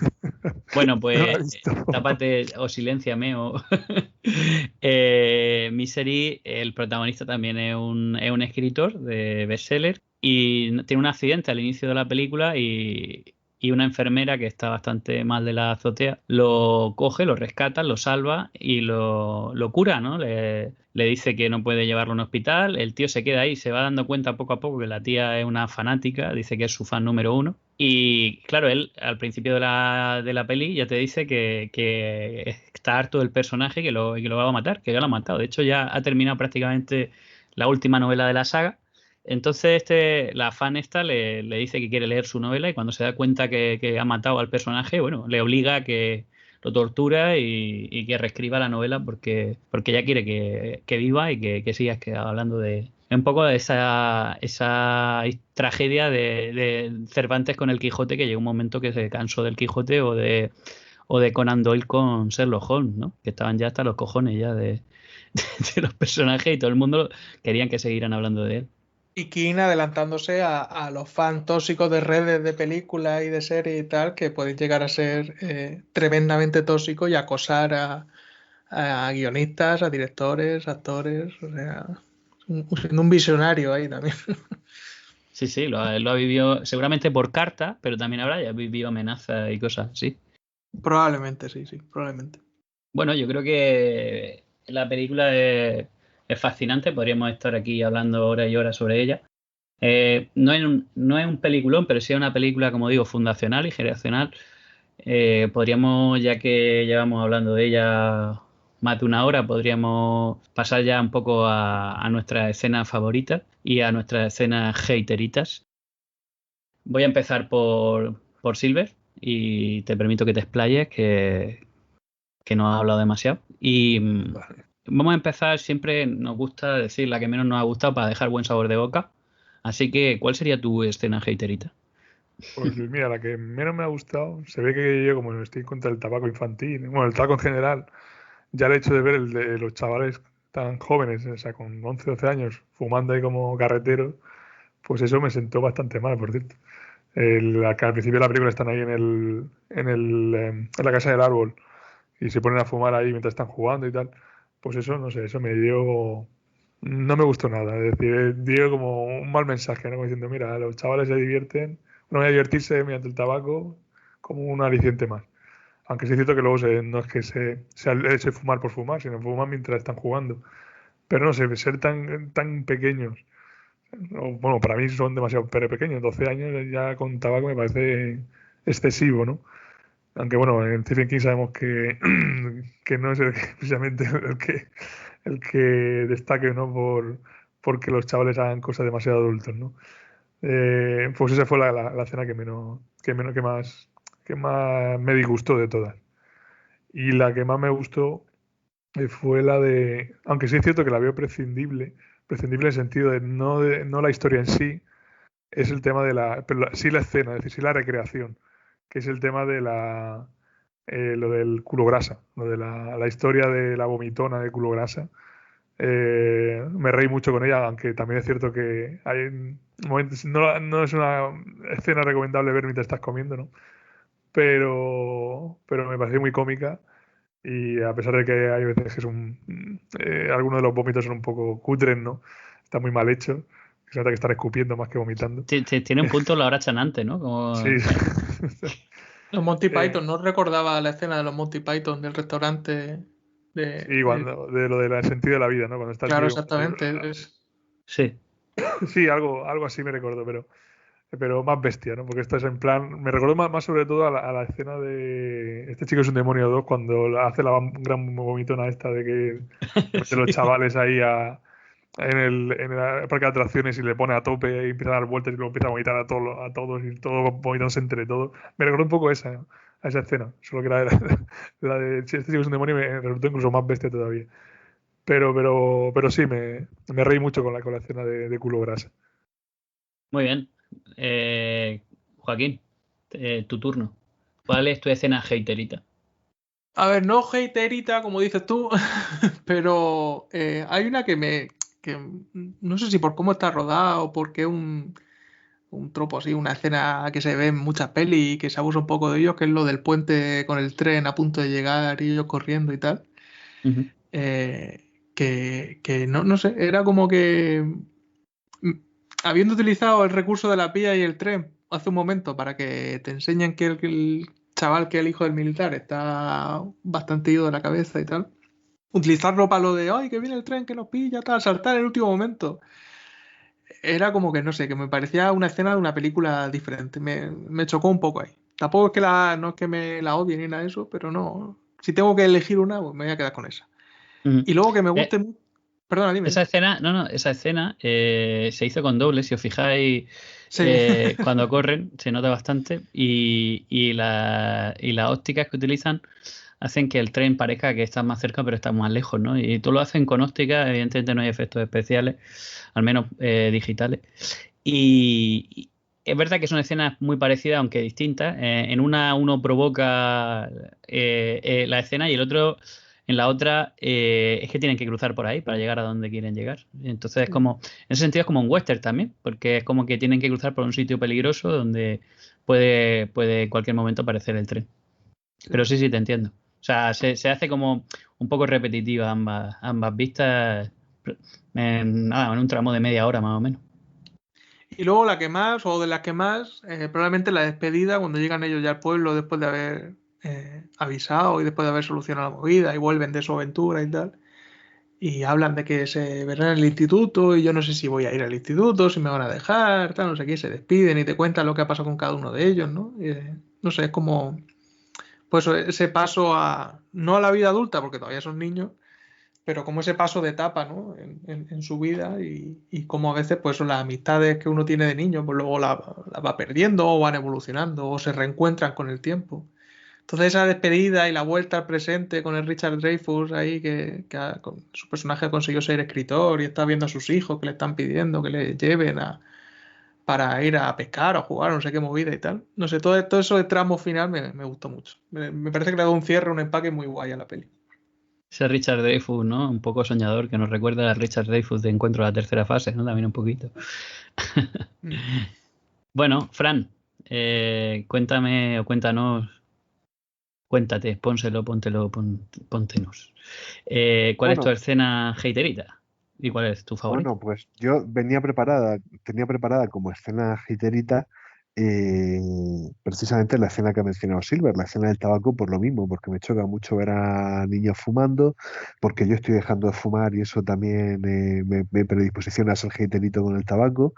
Lo que pasa es que, claro, ya lo ha dicho él, pero afortunadamente tenía otra escena en la recámara. Pero esa escena, desgraciadamente, era la escena del tren, era la escena quiero decir, me parece como demasiado típico, ¿no? O sea, empieza a pasar, o sea, antes de que pase ya sabes que el tren va a pasar mientras están pasando por el puente. Y mientras están pasando sabes que se van a salvar por los pelos, quiero decir, es tan típico todo que para mí no aporta nada. Ahora bien, como buen haterito tenía incluso una tercera escena preparada en la recámara. O sea, para Pero mí, es la que voy a decir yo. No, es broma. no lo sé. O sea, para mí el momento en el que se van a meterse en el agua y calculan la profundidad, e incluso habiendo calculado la profundidad en nada, están con el agua hasta el cuello, me parece un poquito falso. No digo que sea imposible que pase, de hecho puede pasar, pero no sé, que es algo que se podrían haber ahorrado si hubieran tenido un poco más de cuidado, por así decirlo. Entonces me parece un poco falso. Yo te digo que no es una escena que odie particularmente, pero es por ser tan haterito que tenía preparada una ristra de balas, de balas en la recámara, incluso si la de la recámara fallaba, otra recámara, eh, porque las que para mí eran hateritas se han acabado diciendo. Y luego la favorita. La que para mí es favorita es cuando les está persiguiendo el perro y luego ven que el perro que se imaginaban tan fiero, que les va a morder en los cataplines y todo esto, luego es un perro bastante manejable, bastante normal. Y entonces cuando comenta el narrador la diferencia entre que hay cuando uno es niño entre lo imaginado y lo real, que no se da en todos los casos porque también se puede ver algo horrible. O sea, probablemente si hubieran visto un cadáver de verdad, habrían visto, como comentábamos, algo más horrible que lo que se encontraron. Pero sí es verdad que la mayoría de las veces tu imaginación de niño, incluso sigue pasando un poco de adulto, magnifica las cosas que luego no son tan fieras. Y esa sería mi escena favorita.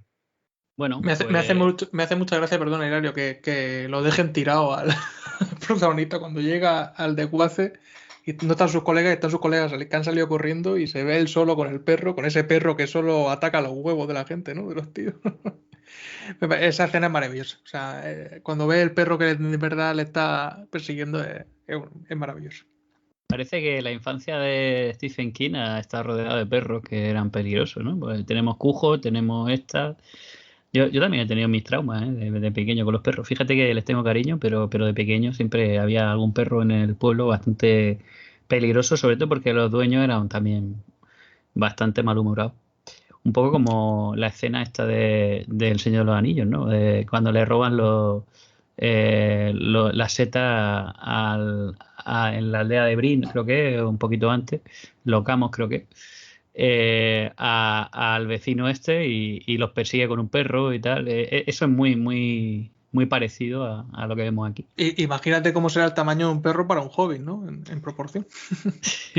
No sé si has visto, perdona, a raíz de perros y traumas, no sé si has visto una peli que salió recientemente que se llama Cuando acecha la maldad, una peli argentina de terror.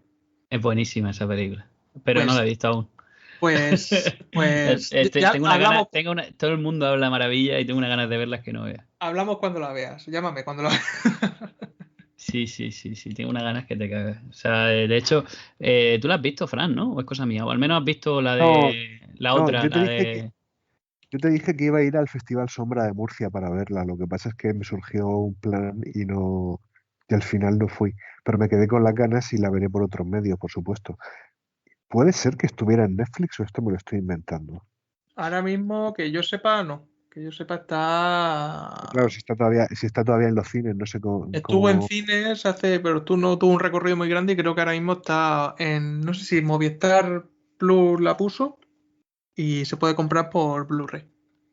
La que sí he visto y aprovecho este inciso para hablar de La hierba alta de Vincenzo Natali, que esa sí está en Netflix y os la recomiendo, muy buena.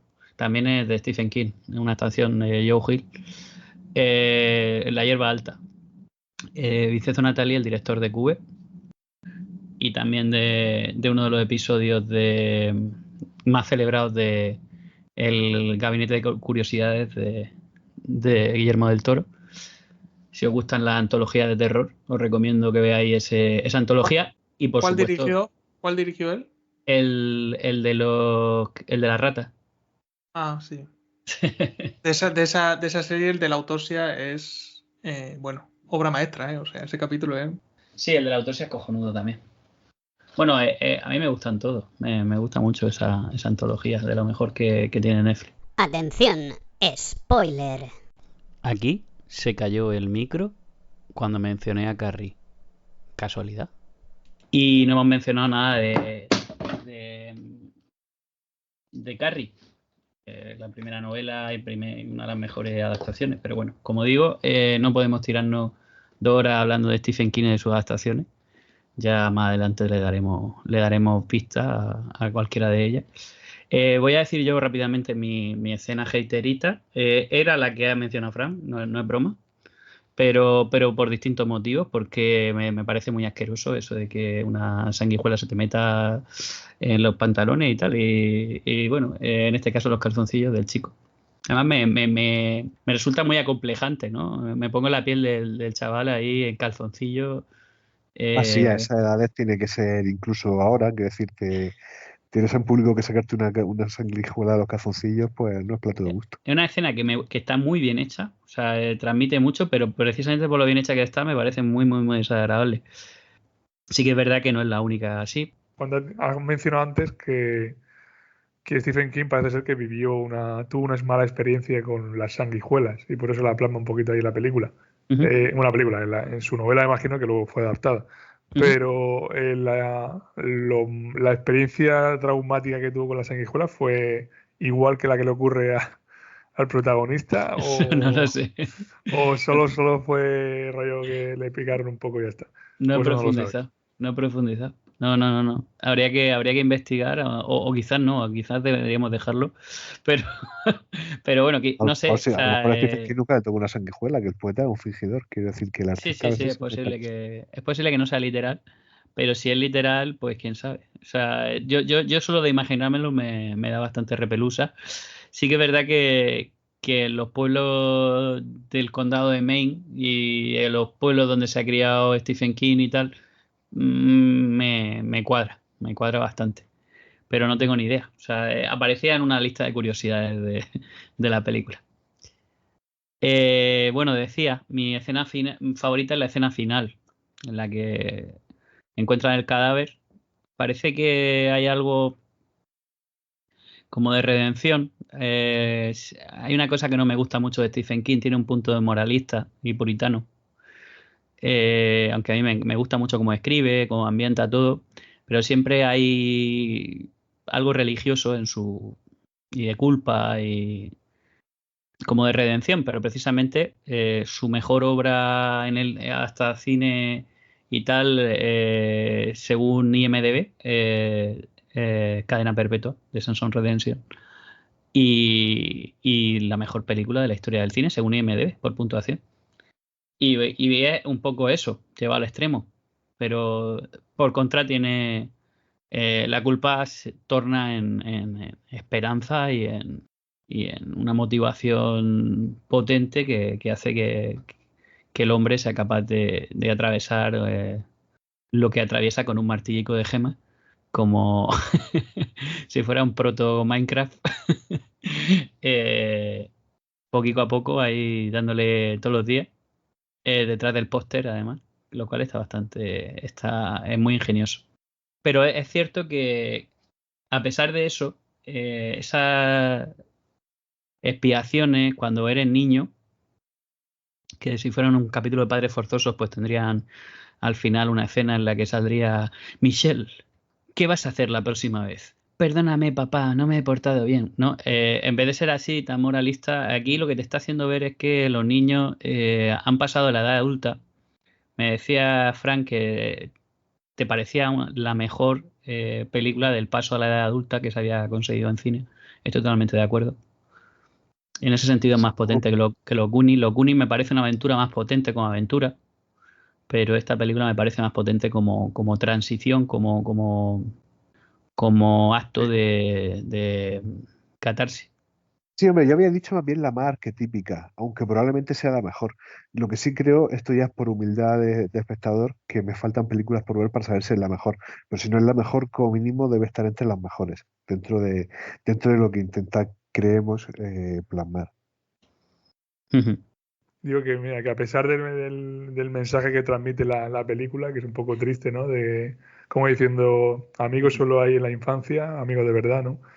Y que una vez que llegas a la madurez ya como que desaparecen, que uno sigue su camino y ya apenas vuelves a saber de ellos. Pues mira, nosotros somos el ejemplo de que eso no es cierto, de que han pasado los años y aquí seguimos todavía juntándonos para hablar de películas, ¿no? Una de estas, por ejemplo. Así que ahí Stephen King se equivocaba. Qué bueno, qué bueno. De hecho, la frase que más me gusta de la película, aparte de la del final, es la que dice: nunca he vuelto a tener amigos como los que tuve cuando tenía 12 años. Dios mío, ¿los tiene alguien? Sí, esa es un poco la idea, ¿no? El O sea, resumen, ¿no? sí es cierto, a ver, yo sí que veo que evidentemente no se vive con la misma intensidad con la que las amistades como cuando tienes esa edad que como cuando ya eres ya más adulto. Pero de ahí a no tener amigos ya eso ya me parece un poco exagerado, ¿no? Pero sí, puede ser. Ahí sí que en parte estoy de acuerdo en el sentido de que con la intensidad con la que los vives, esas aventuras, ¿no? Con tus camaradas o tus amigos, lo que quiere decir, Ujú. es difícil cuando eres adulto vivir esas aventuras con la misma intensidad con la que la vives cuando eres pequeño, ¿no? Pero oye, que aún así la vida sigue, coño. La vida sigue y amistades pueden perdurar. Todo depende del interés de cada uno, de la voluntad de cada uno en querer continuar con ella. Pero Exacto. parece ser que en Estados Unidos, en la cultura americana, parece que es muy típico el hecho de que una vez que se determina la escolaridad, ¿no? Ujú. Tus compañeros ya se van desperdigando, ya como que desaparecen, cada uno ya sigue por su vida y es muy raro, ¿no? Que como se centra más en el trabajo, quizá, que en la vida amistosa, ¿no? Pues ya como que van perdiendo un poco más las amistades.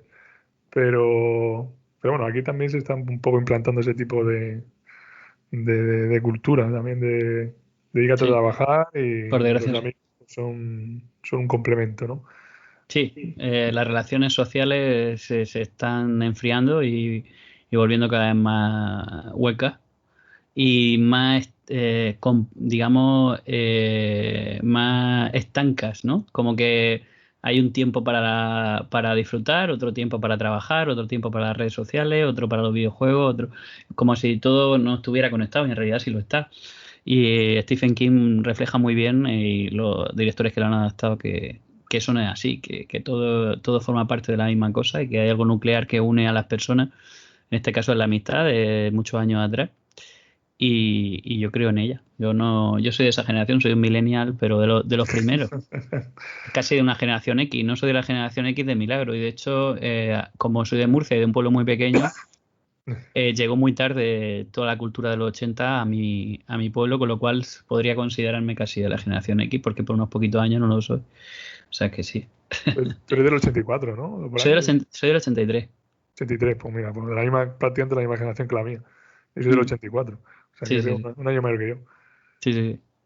Y eso se nota. O sea, somos de una generación que abrazamos bien, los millennials, se definen porque han vivido el cambio de milenio y se entienden mucho con la generación anterior y con la posterior, porque se han adaptado bien a ese cambio. O sea, son capaces de entenderse con gente 20 años mayor y con gente 20 años más joven. Yo por lo menos, en mi caso, me pasa y intuyo que a ti también.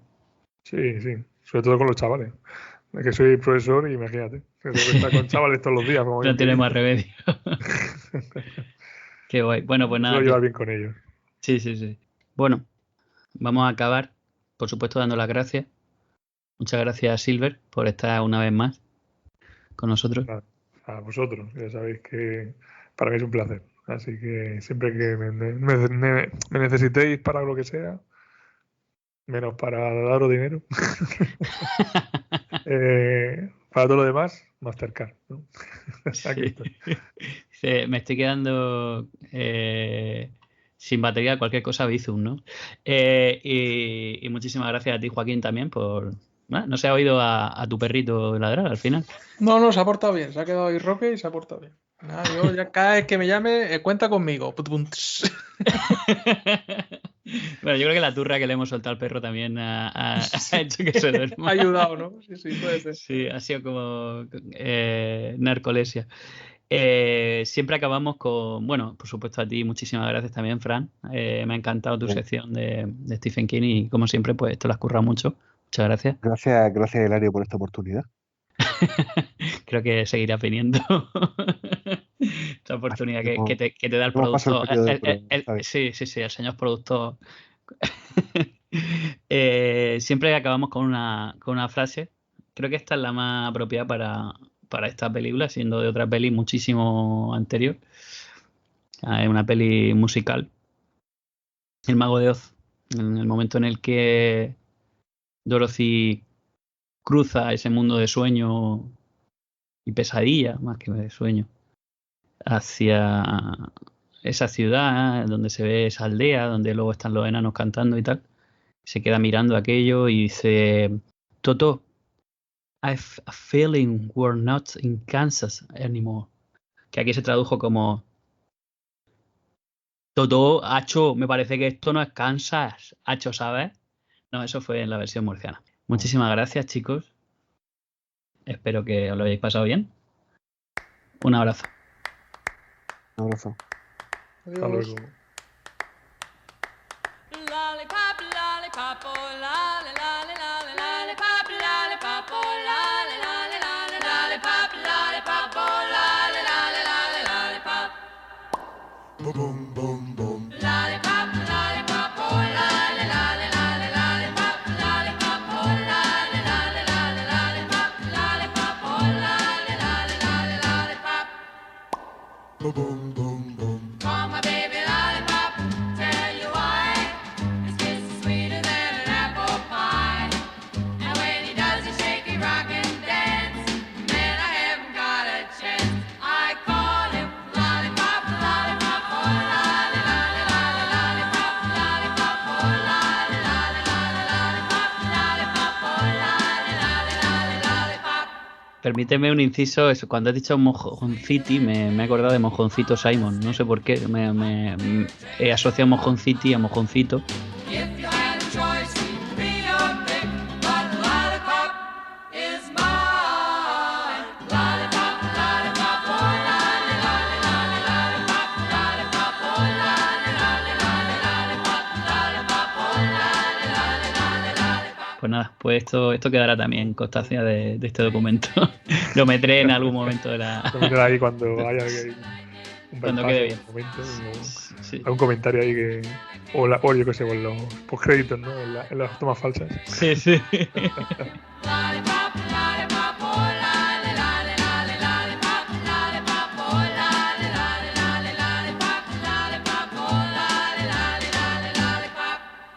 En fin, no. Joder, iba a citar el evento, pero se me ha olvidado. Oh, lolly, lolly, lolly, lollipop, lollipop, oh, lolly, lolly, lolly, lollipop, lollipop, oh, lolly, lolly, lolly, lollipop, a lollipop. Tururum, tup, tururu. Esto a lo mejor no lo cortan. Si la tarareo mal, no lo ¿Doctor, o detecta.